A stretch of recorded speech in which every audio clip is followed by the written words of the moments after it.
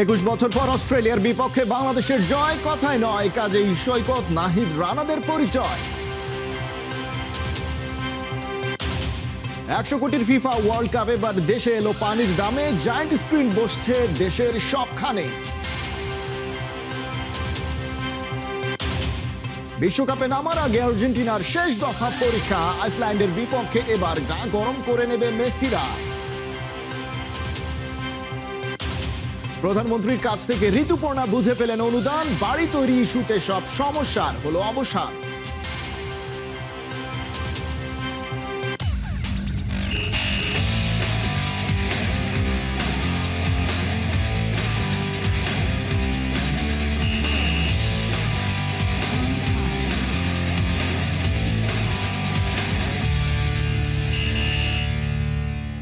স্বাগত খেলাযোগে, আপনাদের সাথে আছি খালিদ জামিল। মিরপুরে আশিস বার্নিশ করে দেব, এই স্যাটার অস্ট্রেলিয়ার বিপক্ষে যেন নিল বাস্তব রূপ। পাকিস্তানের পর অজিদেরকে সিরিজের প্রথম ম্যাচে হারিয়েছে বাংলাদেশ। দারুণ উইকেটের ফায়দা নিয়ে শান্ত মোসাদ্দেকরা যেভাবে দাপুটে ব্যাটিং করেছেন, তেমনি বোলিংটাও করেছেন নাহিদ রানা, তাসকিন আহমেদরা। 4 বছর পর দলে ফেরা মোসাদ্দেক সৈকত তো করেছেন রিমার্কেবল কামব্যাক। আবু নাইমের ম্যাচ রিপোর্ট। পাকিস্তানকে হারিয়ে আত্মবিশ্বাস নিয়ে জশ ইংলিশ বলেছিলেন বাংলাদেশের কন্ডিশনটাও তো একই, কিন্তু রিয়ালিটি চেক 86 রানে হারিয়ে সিরিজে 1-0-তে এগিয়ে বাংলাদেশ। 21 বছর পর হারানোর স্বাদটাও পেল লাল সবুজ। টস হেরে ব্যাট করতে নামাটাই যেন বাংলাদেশকে দেয় এগিয়ে। সাইফ হাসান 5 রানে ফিরলেও তানজিদ তামিমের 50 দলকে দিয়েছিল এগিয়ে। ইনফর্ম শান্ত এই ম্যাচে হতাশ করেননি, 67 রানে ফিরলেও দায়িত্বটা বুঝিয়ে দেন লিটন মোসাদ্দেককে। আর সেখানেই লিটনকে সাইড করে মোসাদ্দেক হয়ে ওঠেন ম্যাচের হিরো। ধরে খেলার সাথে সাথে ইনিংস বিল্ড আপও করেন ঠিকঠাক। নট আউট থেকে 86 রানের ইনিংসটা দিয়ে যেন একটা বার্তা দিলেন, কামব্যাক এভাবেও করা যায়। তাসকিনের ক্যামিওতে 285 রানের টার্গেট সেট করে বাংলাদেশ। স্পোর্টিং পিচে এই রান খুব বড় তো না, সাথে জশ ইংলিশ, মার্নাস লাবুশনের মতো তারকারা থাকলে চেস তো করাই যায়। অবশ্য সেই ধারণা ভুল প্রমাণ করেই ছাড়লেন তাসকিন আহমেদ। ইনিংসের প্রথম বলেই নিলেন উইকেট। ম্যাথিউ শটকে বোল্ড করে ম্যাচের টোনটা দিলেন সেট করে। এরপর বাকি কাজটা সেরেছেন দ্য ম্যান নাহিদ রানা। ওর 4 উইকেটেই কোমর ভেঙেছে অজিদের। ম্যাচের টার্নিং পয়েন্ট বলতে গেলে নাহিদ রানার নেওয়া 3 উইকেটকেই ধরা যায়। জশ ইংলিশের পর অ্যালেক্স কেরি, ক্যামেরুন গ্রিনকে ফেরান রানা, যারা কিনা হয়ে উঠেছিলেন তখন ভয়ঙ্কর। ওদেরকে ফেরাতে না পারলে ম্যাচটাই তো যেত হাত ফসকে। বরাবরের মতো রানাই নিয়েছেন বাড়তি দায়িত্ব। 4 বছর পর ফেরা 10 ওভারে 1 মেইডেন নিয়ে 37 রান দেওয়া একজন মোসাদ্দেক হোসেনের পারফরমেন্স ঠিক কেমন ছিল তা বলে দিচ্ছে এই ফিগার। ব্যাট হাতে ওর অনবদ্য ওই ইনিংসের গল্প তো বলাই হলো। সব সমালোচনাকে স্রেফ উড়িয়ে দিয়ে সৈকত মিরপুরের ম্যাচে হয়ে উঠলেন প্রাসঙ্গিক। অস্ট্রেলিয়াকে হারানো আর সৈকতের ফেরা হলো একদিনেই। আবু নাইম, 71। ভাবা যায় এই মোসাদ্দেক সৈকতকেই বিপিএল ড্রাফটে নেয়াই হয়নি। মিরাজ খেললে দলে তার জায়গা নেই, শুনতে হয়েছিল এমন কথাও। সেই মোসাদ্দেক সৈকতই 4 বছর পর ফিরে ম্যাচ সেরা। এখন অজিদের সিরিজ হারানোর স্বপ্ন দেখছে টিম টাইগার্স। নাহিম বিন জসিমের রিপোর্ট। এভাবেও ফিরে আসা যায়, তাও আবার 4 বছর পর। মোসাদ্দেক হোসেন সৈকত শুধু ফিরেননি, দলকে জিতিয়েছেন ব্যাট হাতে। সেরা পারফর্মার, 70 বলে নট আউট 86, 7টা 4, 3টা ছক্কা, 122 স্ট্রাইক রেটে দলের বিপর্যয়ে ব্যাট করেছেন। বল হাতে 10 ওভার বল করে 37 রান দিয়ে 2টা উইকেট নিয়েছেন। দুর্দান্ত অলরাউন্ড পারফরম্যান্স। ঠিক 4টা বছর পর যখন মোসাদ্দেক হোসেন সৈকত ফিরেছেন, ঠিক এমনভাবে সাহসের সঙ্গে ব্যাটিং করাটা কিন্তু খুব একটা সহজ ছিল না। তার চেয়ে বড় কথা, এই মোসাদ্দেক হোসেন সৈকতকে কিন্তু বিপিএল থেকে খেলতে বিরত রাখা হয়েছিল। একই সঙ্গে প্রধান নির্বাচক খুব বেশি দিন আগের কথা নয়, একটা কথা বলেছিলেন যেটা শেল হয়ে বিঁধেছিল মোসাদ্দেক সৈকতের বুকে। তিনি বলেছিলেন, মেহেদী হাসান মিরাজ যদি আসলে দলে থাকেন তাহলে মোসাদ্দেক হোসেন সৈকতের দলে ফেরার আর কোনো সুযোগ নেই। সবকিছু পেরিয়ে, বাধা পেরিয়ে মোসাদ্দেক হোসেন সৈকত ফিরে দলকে জিতিয়েছেন, পারফর্ম করেছেন। এটা আমি প্রথমেই বলবো যে এটা একদম ওনার একটা পার্সোনাল ওপিনিয়ন। আসলে এটা অনেকদিন আগের কথা আসলে। সো এই ব্যাপারগুলোতে আমি এর আগেও কখনোই আমি মিডিয়াতে কখনো কথা বলতে চাই নাই, বা আমি কমফোর্টেবল ছিলাম না বলার জন্য। অবশ্যই ফ্রাস্ট্রেশন ছিল, আসলে খুবই ইজি টাইম আমার জন্য ছিল না আসলে। আমার স্ট্রাগল পিরিয়ডটা হয়তো বা অনেকেই আপনারা দেখেছেন, হয়তো বা অনেকে দেখেননি।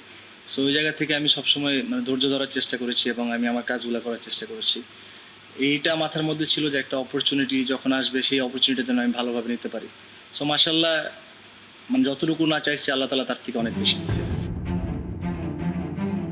বাপাসের ছবিটা দেখুন। বর্তমান বোর্ড প্রেসিডেন্ট এবং সাবেক ওপেনার তামিম ইকবালকে আউট করে 2019 বিশ্বকাপে এভাবেই ব্যঙ্গাত্মক একটা হাসি হেসেছিলেন মিচেল স্টার্ক। ঠিক পাশের ছবিটা দেখুন। এই ম্যাচটাতে নাহিদ রানা অস্ট্রেলিয়ান অধিনায়ক ইংলিশকে আউট করে রীতিমতো চোখে চোখ রেখে জবাব দিয়েছেন। এটাই বাংলাদেশ। সময়টা বদলে গেছে। এখন বাংলাদেশ অস্ট্রেলিয়াকে শুধুমাত্র একবার হারানোর জন্য অপেক্ষা করে না, বাংলাদেশ সিরিজটা জয়ের জন্য কিন্তু অপেক্ষায় আছে। মোসাদ্দেক হোসেন সৈকত সেই কথাটাই আত্মবিশ্বাসের সঙ্গে বলেছেন। বাংলাদেশের টার্গেট এখন বাকি 2 ম্যাচে অন্তত একটা ম্যাচ জিতে সিরিজটা নিশ্চিত করা। অবশ্যই হিস্ট্রিক উইন, তবে আমি বলবো যে আসলে খুব ভালো একটা সুযোগ আছে আমাদের সামনে এই সিরিজটা জেতার মতো। আমরা যদি আমাদের প্রসেসে থাকতে পারি অবশ্যই সম্ভব, এবং সেই বিশ্বাসটা আমি থেকে শুরু করে আমাদের সবার সেই বিশ্বাসটা করতে হবে ইনশাআল্লাহ। অস্ট্রেলিয়ার বিপক্ষে সিরিজের প্রথম ওডিআই জিতে টাইগাররা এখন ড্রাইভিং সিটে। কিন্তু এই লাল টুকটুকে যে গাড়িটা আছে সেই গাড়িটার ড্রাইভিং সিটে কে বসবে? বাংলাদেশ অস্ট্রেলিয়া সিরিজে বাংলাদেশের বেস্ট পারফর্মার যিনি, তিনি আসলে এই গাড়িটার ড্রাইভিং সিটে বসবেন, এই গাড়িটার মালিক হবেন। প্রথম দিনেই কিন্তু নাহিদ রানা, মোসাদ্দেক সৈকত, নাজমুল হোসেন শান্তরা নিজেদেরকে সেরা প্রমাণের যুদ্ধে নেমে গেছেন এবং এখন সিরিজ জয়ের পালা। বাংলাদেশ নিঃসন্দেহে অস্ট্রেলিয়াকে সিরিজটা হারাতে চাইবে।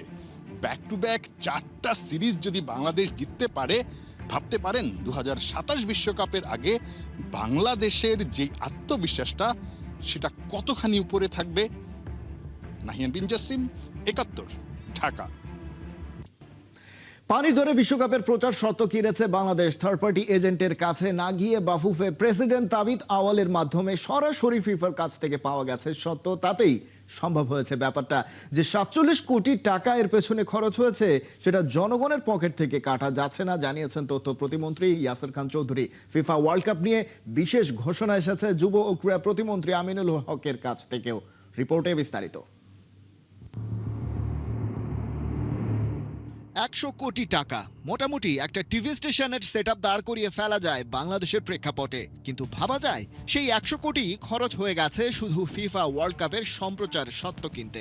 2022 সালের কাতার বিশ্বকাপ সরাসরি দেখাতে এই খরচই হয়েছিল। এবারে সেই দাম উঠেছিল আরো ওপরে। সিঙ্গাপুর ভিত্তিক একটি থার্ড পার্টি সরকারের কাছ থেকে চায় প্রায় 200 কোটি টাকা।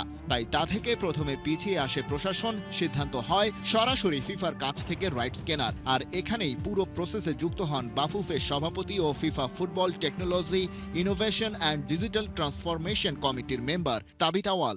এই প্রক্রিয়ায় আমরা বাংলাদেশ ফুটবল ফেডারেশন বাফুফে সভাপতি জনাব তাবিত আউয়াল সাহেবকে যুক্ত করি। দিনের পর দিন ম্যারাথন মিটিং, জটিল আলোচনা, দর কষাকষির মধ্য দিয়ে আমরা একটি জায়গায় পৌঁছতে সক্ষম হয়েছি। বিটিভি এবারও 2026 ফিফা বিশ্বকাপের টিভি রাইটস পেয়েছে। চুক্তির দাম $3.85 মিলিয়ন, বাংলাদেশি টাকায় প্রায় 47 কোটি। ভ্যাট ট্যাক্স মিলিয়ে 63 কোটি 79 লাখের কিছু বেশি। তবে বড় কথা হলো এই টাকা বিটিভিকে নিজে থেকে দিতে হচ্ছে না। টেলকো, স্যাটেলাইট চ্যানেল আর ওটিটি প্ল্যাটফর্মের কাছে বিজ্ঞাপন ও স্বত্ব বিক্রি করে প্রায় পুরো খরচই উঠে আসছে। অতীতের প্রায় 100 কোটি টাকার লুটপাটের যে গন্ধ আমরা পেয়েছি, তার প্রথম দাবিকৃত 200 কোটি টাকার যে ফাঁদ এড়িয়ে আমরা ফিফার সাথে অত্যন্ত সাশ্রয়ী এবং যৌক্তিক মূল্যে চুক্তি স্বাক্ষর করার আহ্বান জানাই। আমরা telecom company, satellite TV channels, OTT প্ল্যাটফর্মের কাছে নীতিমালা অনুযায়ী অ্যাডভার্টাইজমেন্ট এবং রাইটস বিক্রি করে প্রায় সকল টাকা উঠিয়ে আনতে সক্ষম হয়েছি। সরকারের এই উদ্যোগে অবশেষে দুশ্চিন্তার ভার নেমে গেছে। খেলা দেখতে আর কোনো সমস্যা নয়। ঘরে ড্রয়িং রুমে, টিভি সেটে কিংবা সেলফোনের অ্যাপে নামমাত্র দাম দিয়েই দেখা যাবে মেসি, রোনালদো, নেইমারদের শেষ বিশ্বকাপ। তবে স্টেডিয়ামের আবহ মিস যাতে না হয় তার জন্য এবারে আগে থেকেই মাঠে নেমেছে যুব ও ক্রীড়া মন্ত্রণালয়। থাকছে বিশেষ আয়োজন। ডিজিটাল যে বড় বড় বিলবোর্ডগুলো রয়েছে আমাদের, এবং ডিজিটালি বিভিন্ন ঢাকা সহ বাংলাদেশের বিভিন্ন জায়গায় যাতে বড় স্ক্রিনে আমরা যাতে খেলাগুলো আমাদের দর্শকদের সামনে উপস্থাপন করতে পারি সেই বিষয়ে আমাদের পরিকল্পনা রয়েছে। সো প্রাইভেট কোম্পানিগুলোকে আমরা উৎসাহিত করেছি এবং আমাদের সার্বিক সহযোগিতা থাকবে। তারা ইতিমধ্যে আমাদের সাথে কথা বলেছে, ঢাকা সহ বিভিন্ন স্পটে তারা বড় বড় মনিটর দিয়ে তারা খেলাগুলো দেখাবে। ফুটবল শুধু একটা খেলা না, বাঙালির আবেগ আর ঐতিহ্যের সাথে মিশে আছে তা। ব্রাজিল নাকি আর্জেন্টিনা, মেসি নাকি নেইমার, পেলে না মারাদোনা, কে কার পক্ষে? 4 বছর পর পর বিশ্বকাপ এলেই জমে ওঠে সেই আলোচনা। আর এই আগ্রহকে ঘিরে কেউ ব্যবসা করে, কেউ বা সাজিয়ে বসে প্রতারণার পসরা। তবে দিন শেষে ফাঁদে পা না দিয়ে ফুটবলকে সাধারণ মানুষের কাছে সহজলভ্য করেই রাখতে চায় সরকার। খালিদ জামিল, ৭১। শিরোপা ধরে রাখার প্রস্তুতিতে শেষ দফার আগুনে পরীক্ষা। বুধবার যুক্তরাষ্ট্রের আলাবামার জর্ডান হেয়ার স্টেডিয়ামে সকাল 7টায় মুখোমুখি আর্জেন্টিনা ও আইসল্যান্ড। মেসি ফিরছেন স্কোয়াডে, তবে শুরু থেকে নয়। টানা 6 জয়ের আত্মবিশ্বাস নিয়ে স্কালোনির দলটা কি আরেকটা বার্তা দেবে বিশ্বকাপের আগে, নাকি আইসল্যান্ড মনে করিয়ে দেবে 2018 সালের সেই আটকে দেওয়া রাত? জুবাইর নূরের ম্যাচ প্রিভিউ। ফুটবলে গোলপোস্টের মাপ সব দলের জন্য একই, 24 ফুট চওড়া, 8 ফুট উঁচু। কিন্তু সেই গোলপোস্টের সামনে দাঁড়ানো গল্পটা কখনো এক হয় না। 2018 বিশ্বকাপে এই একই আর্জেন্টিনার বিপক্ষে আইসল্যান্ডের গোলপোস্ট হয়ে উঠেছিল বরফের দুর্গ। মেসির পেনাল্টিও ভাঙতে পারেনি সে দেয়াল। 8 বছর পর আবারও মুখোমুখি দুদল। তবে এবারের আর্জেন্টিনা শুধু আর্জেন্টিনা নয়, তারা এবার বিশ্ব চ্যাম্পিয়ন। আর আইসল্যান্ড খুঁজছে হারানো প্রতিরোধের পুরনো গল্প। স্কালোনির দল এখন জয়ের হাইওয়েতে। শেষ 6 ম্যাচে 6 জয়, 18 গোল, 5 ক্লিনশিট। এ যেন নীল সাদা জার্সিতে লেখা শক্তির স্টেটমেন্ট। সবশেষ হন্ডুরাসকে 2-0 গোলে হারিয়ে আর্জেন্টিনা জানিয়ে দিয়েছে বিশ্বকাপের আগে তাদের ইঞ্জিন শুধু চালু নয়, একদম ফুল থ্রটলে। মেসি ফিরবেন, কিন্তু সম্ভবত শুরু থেকে স্কোয়াডে থাকবেন না। হ্যামস্ট্রিং চোট কাটিয়ে স্কোয়াডে থাকা 38 বছরের জাদুকর হয়তো পাবেন কয়েক মিনিটের ছোঁয়া। তবু আর্জেন্টিনার সৌন্দর্য তো এখানেই, যেখানে বিশ্বকাপ জয়ের পর চাপহীন আলবিসেলেস্তেরা মেসি না থাকলেও মঞ্চ ফাঁকা থাকতে দেয় না। লতারো মার্টিনেজের ফিনিশিং, থিয়াগো আলমাদার সৃজনশীলতা, সিমিওনে নিকো গনজালোজের উইং স্পিড আইসল্যান্ডের রক্ষণে বাজাতে পারে টানা অ্যালার্ম। মাঝমাঠে ম্যাকঅ্যালিস্টার ও এনজো ফার্নান্দেস, মানে বলের তালা ও চাবি দুটোই আর্জেন্টিনার হাতে। রক্ষণে রোমেরো, লিসান্দ্রো, তালিয়াফিকো। বরফ গলানোর আগে নিজের দরজা বন্ধ রাখার ব্যবস্থাটাও পাকা। এমিলিয়ানো মার্টিনেজ চোট কাটিয়ে ফিরছেন ধীরে ধীরে, তাই গোল পোস্টে দেখা যেতে পারে হুয়ান মুসোকে। অন্যদিকে আইসল্যান্ডের অবস্থাটা পুরোপুরি উল্টো। শেষ 5 ম্যাচে জয় নেই, 3 হার, 2 ড্র। জাপানের কাছে 1-0 হারে তাদের আক্রমণের শীত যেন আরো ঘন হয়েছে। শেষ 5 ম্যাচে মাত্র 3 গোল। স্ট্রাইকারদের বুটেও যেন বরফ জমেছে। তবু এই দলকে হালকা ভাবা বিপজ্জনক, কারণ 2018-তে আর্জেন্টিনার বিপক্ষে 1-1 ড্র এখনো তাদের ড্রেসিং রুমের অনুপ্রেরণা। আইসল্যান্ড খুব সম্ভবত নামবে নিচু ব্লকে, কম্প্যাক্ট রক্ষণে। ভালদিমারসনের সামনে গ্রেটারসন, হ্যামারসন, ম্যাগনুসনের দেয়াল, আর সামনে ওরি অস্কারসন। একটা কাউন্টার, একটা সেট পিস, একটা ভুল। আইসল্যান্ডের স্বপ্ন এতটুকুতেই। তাই লড়াইটা শুধু আক্রমণ বনাম রক্ষণ নয়, এটা আগুন বনাম বরফের লড়াই। আর্জেন্টিনা চাইবে দ্রুত গোল করে ম্যাচকে নিজেদের ছন্দে নাচাতে, আইসল্যান্ড চাইবে সময় গলাতে, স্নায়ু জমাতে, তারপর এক মুহূর্তে কামড় বসাতে। সম্ভাবনায় আর্জেন্টিনা অনেক এগিয়ে, কিন্তু ফুটবল জানে বরফও কখনো কখনো আগুনের পথ আটকে দেয়। জুবায়ের নূর, ৭১। ফিফা বিশ্বকাপে বাংলাদেশ খেলছে না, কিন্তু আয়োজন বলে ভিন্ন কথা। ঢাকায় শুরু হয়ে গেছে ফুটবল উৎসব। জার্সি, নানা আয়োজনে ওয়ার্ল্ড কাপকে বরণ করে নিয়েছেন আয়োজকরা। ফ্যানদের জন্য পুরো দেশে 13টি স্থানে দেখানো হবে বড় পর্দায় খেলা। ঢাকা ফুটবল ফিয়েস্তার বাকিটা শেখ আশিক আর হাসান সজীবের কাছে জেনে নেব।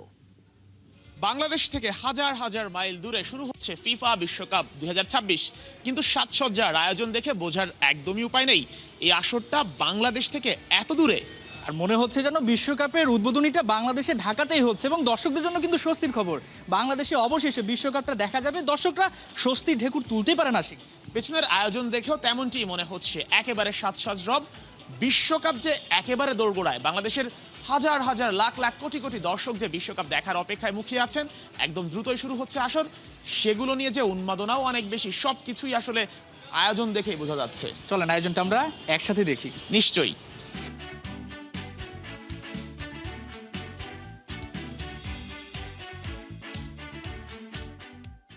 বিশ্বকাপে অংশ নেওয়া প্রত্যেকটি দলের জার্সি থরে থরে সাজানো 1 2 3 4 5টা সিরিয়াল, অর্থাৎ জার্সি কয়টা? 50টা জার্সি আছে, কিন্তু দল তো খেলছে 48টা। আর বাকি 2টা জার্সি কোন দেশের? হ্যাঁ, বাকি 2টা জার্সি বাংলাদেশের হোম অ্যান্ড অ্যাওয়ে, এবং সেই 2টা জার্সি রাখা হয়েছে ব্রাজিল এবং আর্জেন্টিনার মাঝে। আপনার কি মনে হচ্ছে যে এই যে জার্সিগুলো রাখা, আমরা তো সম্মান জানানোর জন্য রাখলাম, আমাদের জার্সিগুলো একটা সময় নিশ্চয়ই বিশ্বকাপে অন্য দলগুলো রাখবে দেখার জন্য যে কোন দেশগুলো অংশ নিচ্ছে। আপনি বিশ্বাস করেন একদিন বাংলাদেশ বিশ্বকাপে খেলবে? হ্যাঁ, নিশ্চয়ই সজীব, কোনো একদিন বাংলাদেশ বিশ্বকাপে খেলবে এবং কোনো একটা দেশে, বিশ্বের বিভিন্ন দেশে এভাবে বাংলাদেশের জার্সিও রাখা হবে সাজিয়ে। আমার মনে হয় স্বপ্নটা শুধু আমি একা দেখি না, প্রত্যেকটা বাংলাদেশেই স্বপ্ন দেখে যে বাংলাদেশের জার্সি এখানে সবার মাঝখানে থাকবে এবং অনেক বড় করে টাঙানো থাকবে এবং বাংলাদেশও অনেক অনন্য উচ্চতায় যাবে, এবং সেই প্রত্যাশা নিয়ে কিন্তু অনেকটা বলা যায় যে আজকের আয়োজনে অ্যাটেন্ড করা।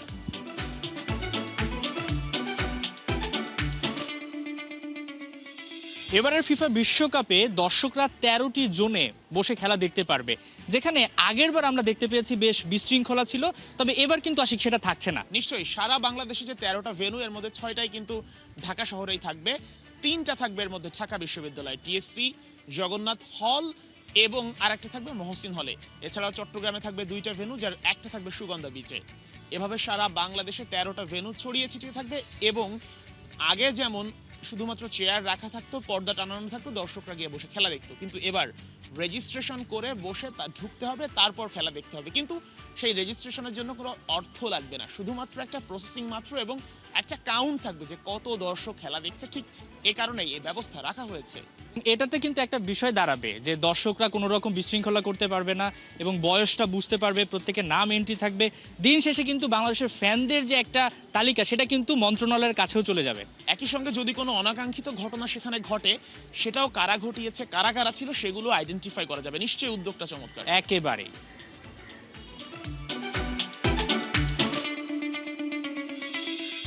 জায়ান, বিশ্বকাপ তো চলে এসেছে, আপনি কোন দলের সাপোর্টার?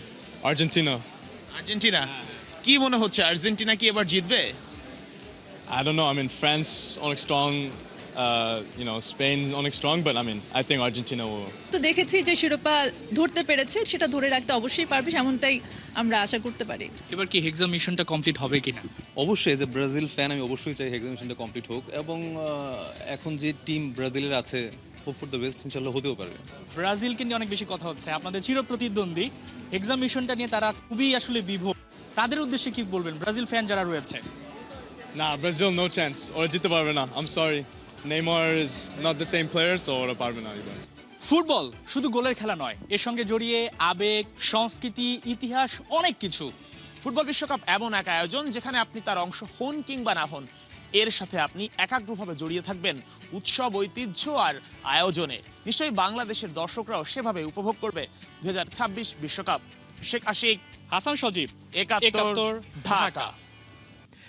একজন খেলোয়াড় হিসেবে এমন মূল্যায়ন ও ভালোবাসা দায়িত্ব আরও বাড়িয়ে দেয়। প্রধানমন্ত্রী তারেক রহমানের কাছ থেকে বাড়ি করার জন্য আর্থিক অনুদান নেয়ার পর একথা বলেন ফুটবলার ঋতুপর্ণা চাকমা। বাংলাদেশি নারী ফুটবলার ঋতুপর্ণা চাকমা এক ভিন্ন নাম, পারফরমেন্স দিয়ে আলোড়ন সৃষ্টি করেছেন তিনি। তারকা এই মঙ্গলবার প্রধানমন্ত্রীর কার্যালয়ে গিয়ে আর্থিক অনুদান নিয়েছেন প্রধানমন্ত্রীর কাছ থেকে। তখন সরকারের এমন তৎপরতা দেখে অবাক ঋতুপর্ণা। এই আর্থিক অনুদান ছাড়াও মায়ের চিকিৎসার জন্য অনুদান পেয়েছেন বলেও জানান তিনি। ক্রীড়াবিদদের পাশে দাঁড়ানোয় সরকারের প্রতি কৃতজ্ঞতাও প্রকাশ করেন ঋতুপর্ণা। এই সময় প্রধানমন্ত্রীর সংসদ ভবন কার্যালয়ে উপস্থিত ছিলেন যুব ও ক্রীড়া প্রতিমন্ত্রী আমিনুল হক ও বাফুফে সভাপতি তাবিত আওয়ালো।